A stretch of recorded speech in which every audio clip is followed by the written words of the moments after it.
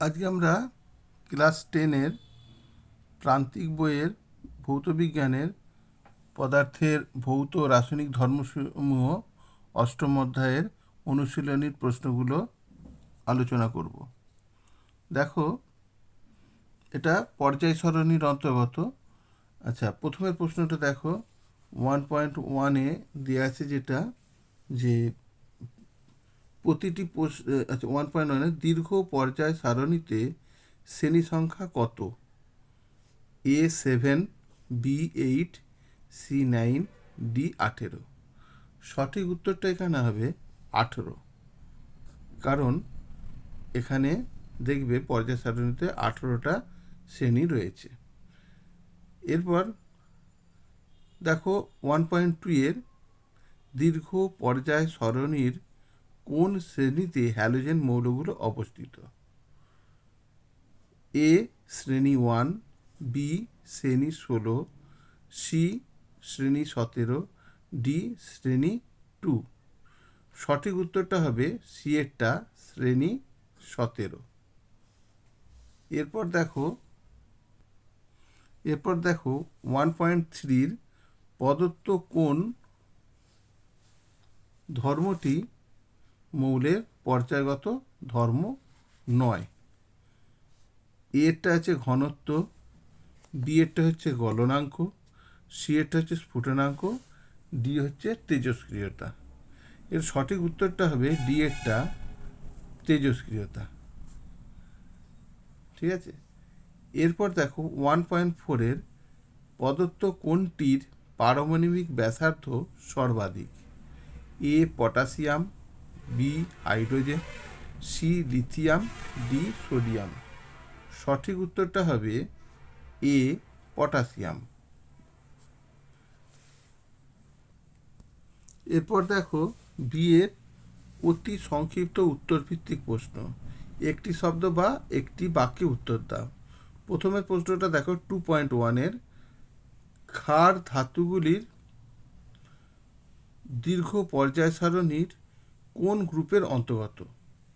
এর সঠিক উত্তরটা হবে এটা 1 নম্বর গ্রুপের অন্তর্গত।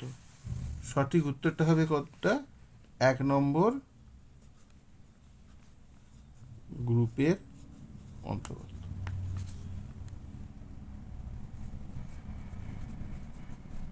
ঠিক আছে। এরপর দেখো 2.2-এর দীর্ঘ পর্যায় সারণীতে হ্যালোজেন মৌলগুলো কোন শ্রেণীতে অবস্থিত? সঠিক উত্তরটা হবে 17 নম্বর শ্রেণীতে অবস্থিত।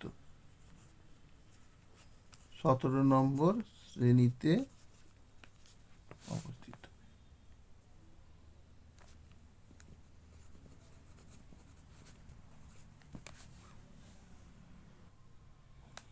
এরপরে দেখো 2.3, নোবেল গ্যাস বা অভিজাত মৌলগুলি আধুনিক দীর্ঘ পর্যায় সারণীর কোন শ্রেণীতে অবস্থান করছে? তাহলে নোবেল গ্যাসগুলো কোন শ্রেণীতে? 18 নম্বর শ্রেণীতে অবস্থান করছে। এটা হবে তোমার 18 নম্বর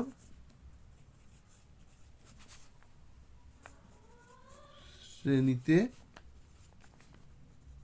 অবস্থিত। 18 নম্বর শ্রেণীতে অবস্থিত। এরপর দেখো 2.4-এ দীর্ঘ পর্যায় সারণীর কোন শ্রেণীতে গ্যাসীয়, তরল এবং কঠিন তিনটি ভৌত অবস্থায় মৌল বর্তমান? এর সঠিক উত্তরটা হবে 17 নম্বর শ্রেণীতে।